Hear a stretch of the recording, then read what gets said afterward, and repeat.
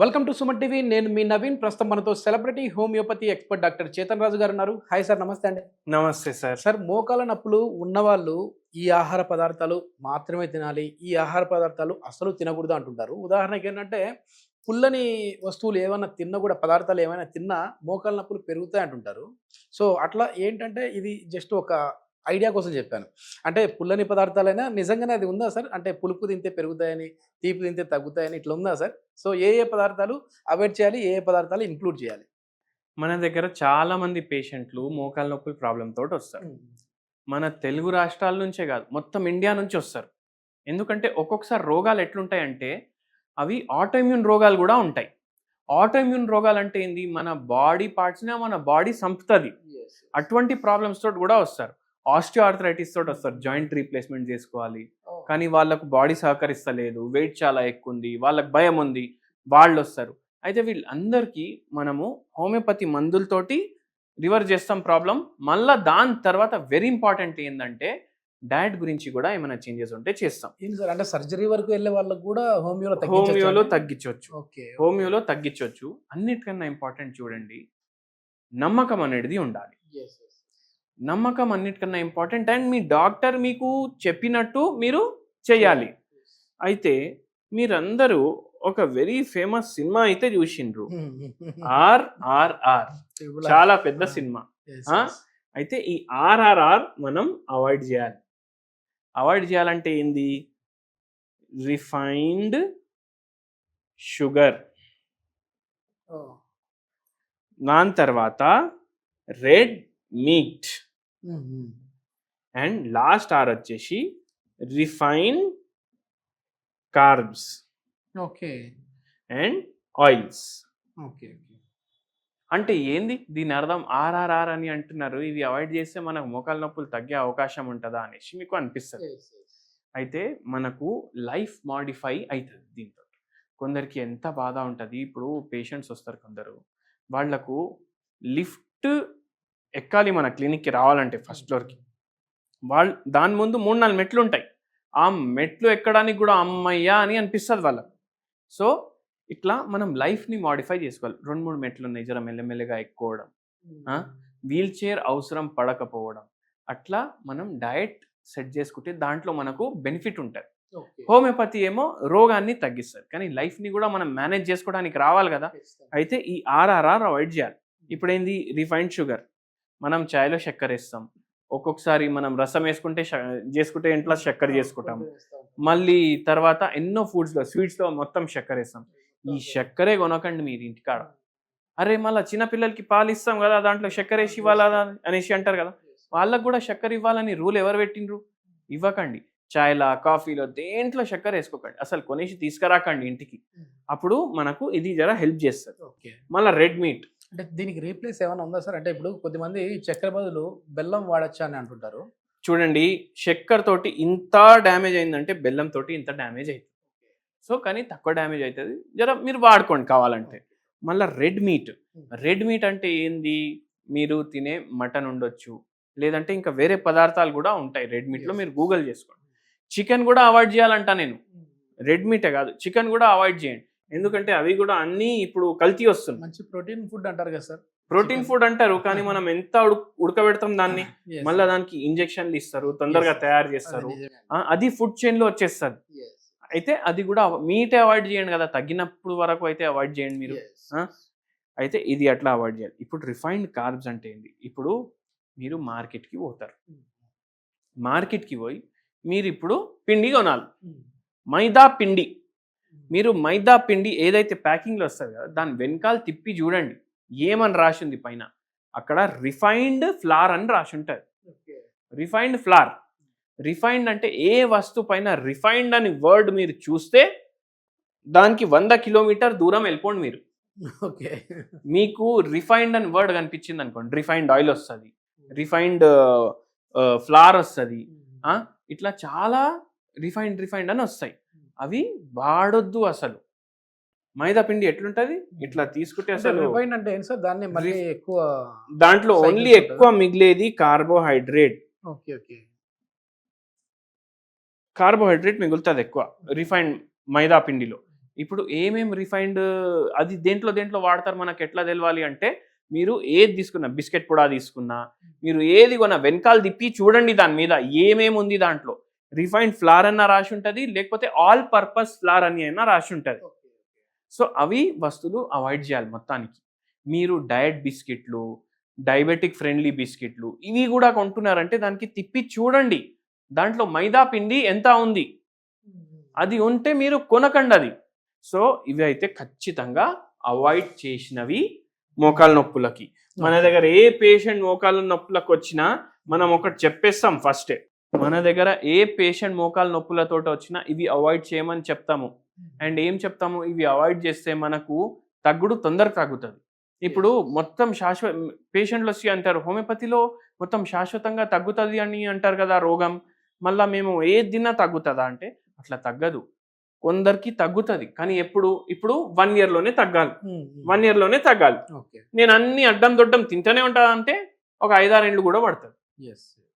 దాని బదులు మీరు 1.5 year గట్టిగా నేను చెప్పేటట్టు వింటే మనకు తొందరగా తగ్గుతుంది. మళ్ళీ ఇవే కాదు, ఇప్పుడు మనం ఏం చూద్దామంటే ఏం తినాలి. ఇప్పుడు అందరికీ తెలుసు కదా, ఏదైతే ఆర్థరైటిస్ ఉంటుంది దానికి అర్థం ఏంది, ఆస్టియో ఆర్థరైటిస్ ఆఫ్ ద నీ జాయింట్స్ అంటే ఏంది, మోకాల నొప్పి. అయితే ఈ నొప్పి తగ్గడానికి మనం ఐటిస్ అని మన రోగంలో వర్డ్ ఉంది అనుకోండి. ఐటిస్ అంటే ఇప్పుడు ఆర్థరైటిస్, ఈ ఐటిస్ అని ఉంది కదా, ఇట్లా సైనసైటిస్ కూడా ఉంటుంది. ఇక్కడ కూడా ఐటిస్ అని ఉంది, ఓటైటిస్, హెపటైటిస్, కరెక్ట్ సార్. ఈ ఐటిస్ అంటే ఏంది, హెపటైటిస్ లివర్ ఉబ్బిపోయింది మీది, ఓటైటిస్ చెవులో ఉబ్బిపోయింది, సైనసైటిస్ సైనస్లు ఉబ్బిపోయినాయి, ఆర్థరైటిస్ ఉబ్బిపోయినాయి మోకాలు లేకపోతే వేరే జాయింట్లు ఉబ్బిపోయినాయి. ఈ ఉబ్బుడిని ఇంగ్లీష్ వాళ్ళు ఇన్ఫ్లమేషన్ అంటారు.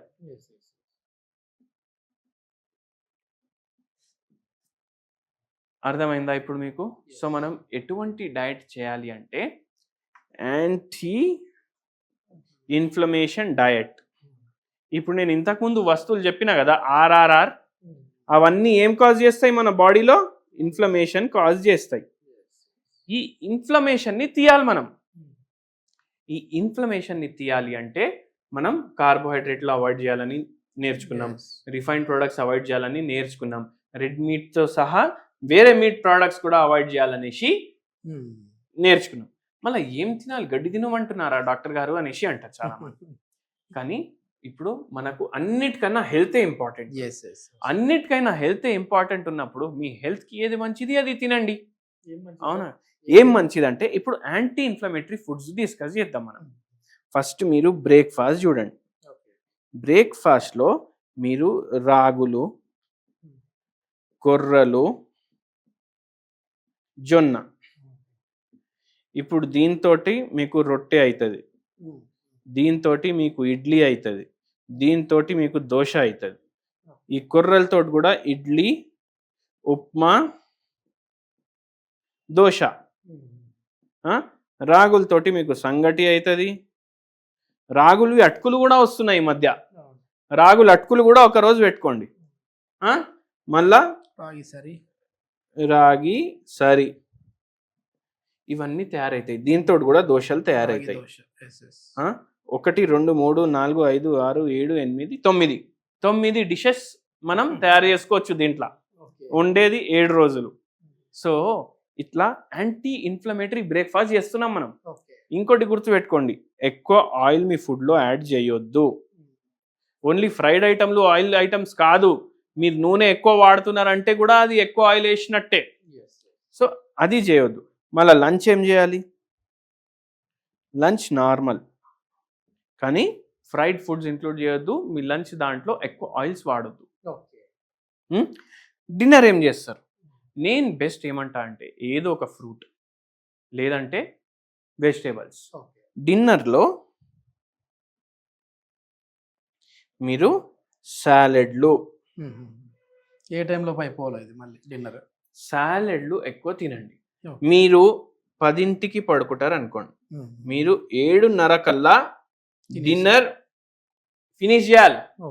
2.5 గంటలు మీకు గ్యాప్ ఉండాలి నిద్రకి డిన్నర్కి. మళ్ళీ 2.5 గంటల్లో జర సేపు మీరు వాకింగ్ చేసుకోవచ్చు. ఈ ఫోన్ చూసుడు బంద్ చేయండి. ఎందుకంటే ఫోన్ చూసుకొని మనం బెడ్ మీద పడుకుంటాం, 2-3 గంటలు కూడా చూస్తాం. అట్లనే నిద్ర కూడా చక్కగా ఉండాలి మనిషికి. అయితే ఆ పని చేయండి. ఎంతో మందికి ఈ డయట్ నాకు ట్రీట్మెంట్లో 80% హెల్ప్ చేస్తారు. ఎవరు నమ్మరు. ఎందుకంటే ఎన్నోసార్లు ఏమైతే డాక్టర్లు ఏమంటారు, అరే పడుకోండి టైంకి, వాకింగ్ చేయండి, బయట తినకండి. బయట ఎందుకు తినొద్దు అంటారు? ఎందుకంటే అక్కడ ఆ ఆర్ఆర్ఆర్ ఉంటాయి ఎక్కువ. నిజమే. కానీ అది మనకు అర్థం కాదు. మనం ఇంట్లో కూడా ఆర్ఆర్ఆర్ వేసుకుంటే బయట ఫుడ్కి ఇంటి ఫుడ్కి ఏం తేడా? సో అది మీరు గుర్తుపెట్టుకోండి. సో 80% పేషెంట్స్కి ర్యాపిడ్ ఇంప్రూవ్మెంట్ ఉంటుంది మన డైట్ కూడా ఫాలో చేసి మన దగ్గర మందులు తీసుకుంటారు వాళ్ళు. సో ఇది మీరు మైండ్లో పెట్టుకోండి అండ్ మంచిగా మీ మోకాల్ని నొప్పికి తగ్గించుకోండి. ఎస్ సార్, ఇది వీటితో పాటుగా ఏదైనా రెమెడీ అంటే ఇన్ఫ్లమేషన్ తగ్గించే టీ లాంటివి ఏమైనా ఉన్నాయండి? ఇన్ఫ్లమేషన్ తగ్గడానికి మీ కిచెన్లోనే 100 వస్తువులు ఉంటాయి. ఆ 100 వస్తువుల్లో ఒక 10 వస్తువులు చెప్తా, ఒక మంచి హోమ్ రెమెడీ చెప్తా. లవంగాలు, నిమ్మకాయ రసం, పసుపు, దాని తర్వాత ఇలైచీలు, ఇవి చాలా బెటర్ చేస్తాయి. దాల్చిని చెక్క, మళ్ళీ కొత్తిమీర, కరియాపాకు, ఇవి కూడా ఇవన్నిట్లో యాంటీ ఇన్ఫ్లమేటరీ ప్రాపర్టీస్ ఉంటాయి. వెజిటేబుల్స్,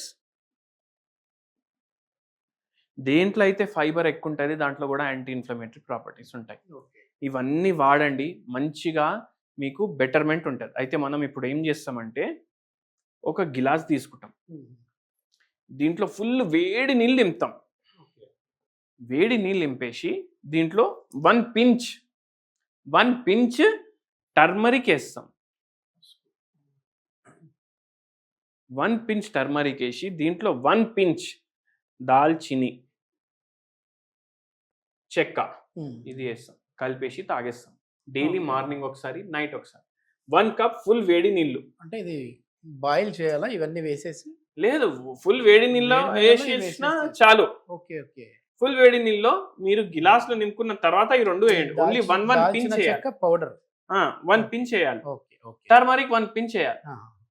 దీంతో మీకు మోకాలు నొప్పుల్లో జర డిఫరెన్స్ ఉంటుంది. ఓకే సార్, ఇప్పుడు ఇంట్రొడక్షన్ లో అడిగినట్లుగా ఏదైనా పులుపు వస్తువులు ఎక్కువ తింటే, అంటే లెమన్ తిన్నా, చింతపండు తిన్నా మోకాలు నొప్పులు పెరుగుతాయండి? చూడండి, కొన్ని వస్తువులు ఇప్పుడు హోమియోపతి ఏం నమ్ముతుంది నేను చెప్తాను. నేను వేరే దాని గురించి చెప్తాను. ఇప్పుడు ఒక పేషెంట్ వచ్చింది. ఇప్పుడు జనరల్ గా చాలా మందికి పులుపు ఆలుగడ్డలు తింటే ఎక్కువ అవుతాయి. ఆలుగడ్డలు తిన్నప్పుడు ఎక్కువ అయింది అంటే కొందరికి ఆలుగడ్డ తింటే తక్కువ అనిపిస్తుంది. అయితే మనం వాళ్ళకి ఏం చెప్పము. కొందరికి స్వీట్ తింటే తగ్గుతాయి, కానీ అయినా 100% యాంటీ ఇన్ఫ్లమేటరీ ఉంది కాబట్టి వాళ్ళకు కూడా అవాయిడ్ చేయమని చెప్తాం. అయితే అది హోమియోపతి సిద్ధాంతం. మనకు ఏది పేషెంట్కి ఇష్టం. ఇప్పుడు స్లీప్ సైకిల్ ఉంటుంది. చాలా మంది ఏమంటారు 6:30కి లేవండి, 8:30కి పడుకోండి. కానీ కొందరిది బయాలజికల్ ఎలా ఉంటుందంటే వంశపరంగా, అంటే జెనెటిక్ గా వాడికి 10:30 తర్వాతనే నిద్ర వస్తుంది. వాడికి మనం 7:30కి పడుకోమంటే వాడు ఎట్లా పడుకుంటాడు? సో అట్లా అన్ని చూస్తాం హోమియోపతిలో. ఇది మొత్తానికి ఏంటంటే కేవలం మందులు ఒకటే కాదు, మనం తీసుకునే డైట్ అనేది కూడా మన మోకాల నొప్పిని కావచ్చు, ఇతర బాడీలో ఉన్న బోన్కి సంబంధించిన కావచ్చు, ఈ నొప్పుల్ని తగ్గించే విధంగా ఉంటుంది. సో సర్జరీ వరకు వెళ్ళాల్సిన మోకాల నొప్పులు ఉన్న వాళ్ళు కూడా హోమియోపతి మందులు వాడి వాళ్ళ పెయిన్స్ని అయితే తగ్గించుకున్నారని చెప్పి డాక్టర్ చేతన్ రాజు గారు చెప్తా ఉన్నారు. సో ఇట్లాంటి ప్రాబ్లమ్స్తో మీరు ఏమైనా సఫర్ అవుతూ ఉంటే దీనికి సంబంధించి ఇంకా పూర్తి వివరాల కోసము డాక్టర్ గారి కాంటాక్ట్ నెంబర్ ప్రొవైడ్ చేస్తా ఉన్నాం. మీరు నేరుగా సార్తో మాట్లాడచ్చు. Thank you sir.